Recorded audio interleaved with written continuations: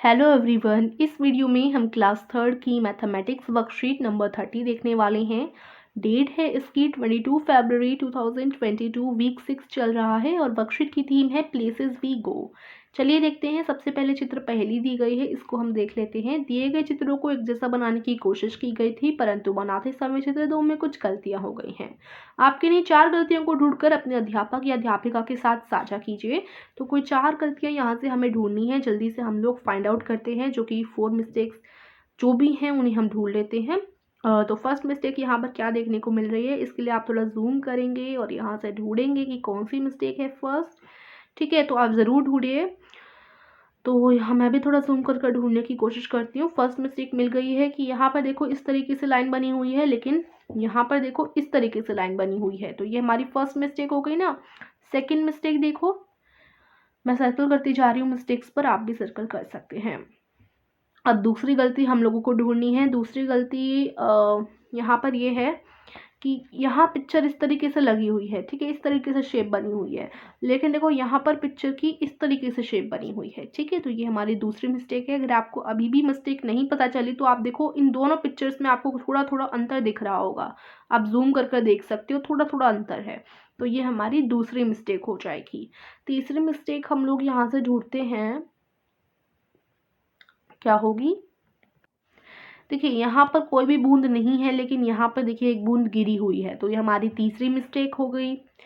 Fourth mistake ढूंढते हैं, हमारी कौन सी होगी फोर्थ मिस्टेक, वो हमें फाइंड आउट करनी है। ठीक है, अगर आप थोड़ा जूम कर देखें तो जो पेंसिल इसने पकड़ रखी है उसका कलर यहाँ पर लाइट है, ठीक है, लेकिन इस पिक्चर में उस पेंसिल का कलर डार्क है, तो ये हमारी जो है कौन सी मिस्टेक होगी, लास्ट मिस्टेक हो जाएगी। फिर आगे है मेले की सैर। प्यारे बच्चों की, आप कभी मेले में गए हो, मेले में क्या क्या होता है आपको यहाँ पर लिखना है, तो आप लिख देंगे हाँ हम मेले में गए हैं। मेले में बहुत सारे दुकानें होती हैं और बहुत सारे खेल भी होते हैं, बहुत सारे झूले होते हैं, तो आप आंसर लिख सकते हो। ठीक है, मेले में खरीदने के लिए बहुत सारी वस्तुएं होती हैं, वहाँ झूले और खाने पीने की दुकानें भी होती हैं, यही आप आंसर लिख लेंगे। सबसे पहले सारे बच्चे एक ना एक बार तो मेले में गए होंगे, तो सबसे पहले आप आंसर में लिखोगे हाँ, फिर कॉमा लगाकर यहाँ से लेकर यहाँ तक, ये आपका उत्तर नंबर 1 हो जाएगा। ठीक है, हाँ, हाँ के बाद आप क्या करेंगे, हाँ मेले में खरीदने के लिए बहुत सारी वस्तुएं होती हैं, वहाँ झूले और खाने पीने के लिए बहुत सारी दुकानें होती हैं, ये आप आंसर में लिख लेंगे। ठीक है, इसका आंसर यही हो जाएगा। फिर आगे देखो, ईशा अपनी मम्मी पापा के साथ मेला देखने गई, वहां उन्होंने खरीदारी करने के साथ खूब मस्ती भी की। तो ईशा की मम्मी ने सबसे पहले मिट्टी से बना कुछ सामान खरीदा। सामान की कुल कीमत 325 रुपए थी। उन्होंने दुकानदार को 500 रुपए दिए। दुकानदार ने उन्हें कितने रुपए वापस किए होंगे। तो इसे निकालने के लिए आप क्या करोगे, 500 में से 325 को घटा दोगे, 500 में से 325 को माइनस यानी घटा दोगे, तो आपको पता चल जाएगा दुकानदार ने उन्हें कितने रुपए वापस किए होंगे। तो अगर आप 500 में से 325 सब्ट्रैक्ट करते हो तो आपका आंसर 175 आ जाएगा, यानी दुकानदार ने उन्हें 175 रुपए वापस किए होंगे। अब देखो, सब्ट्रैक्शन करना घटाना सभी को आता होगा, लेकिन एक और बार मैं आपको बता देती हूँ, 500 और 325, ठीक है, कैसे घटाओगे, घटाने का साइन लगाओगे। अब देखो, 0 में से 5 तो जा नहीं सकता, 0 तो काफ़ी छोटा है, तो हम क्या करेंगे, कैरी ले लेंगे। अब देखो, इधर से अगर हम कैरी लेंगे तो इधर भी 0 है, तो इधर से तो हम कैरी ले नहीं सकते, तो हम इधर से कैरी लेंगे। ठीक है, तो पहले इधर से एक कैरी इधर जाएगा, तो ये हमारा क्या बन जाएगा, 10 बन जाएगा। अब इधर से 10 से एक और कैरी इधर जाएगा, तो ये वाला 10 हमारा 9 बन जाएगा, और एक जो कैरी हमने दिया वो इधर चला जाएगा। ठीक है, तो ये हमारा 10 बन जाएगा। समझ गए। ठीक है, सबसे पहले एक और बार समझाती हूँ, वैसे आप सभी को पता होगा। अब देखो, 0 में से 5 नहीं जा सकता, तो हम कैरी लेंगे। अब आप इधर से तो कैरी ले नहीं सकते, क्योंकि इधर भी 0 है, 0 से क्या कैरी लोगे। ठीक है, तो आप इधर से कैरी लोगे, इधर 5 है, इधर से हम 1 नंबर कैरी ले सकते हैं।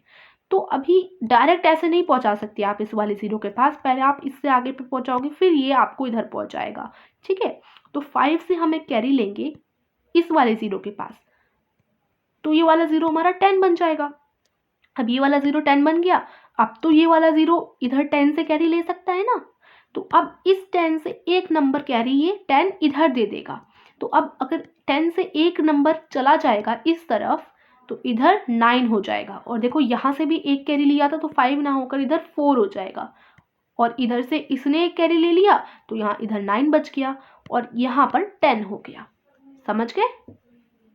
10 में से 5 घटाया आप, अब आप 10 में से 5 तो घटा सकते हो ना। 10 में से 5 घटाया 5 बचा।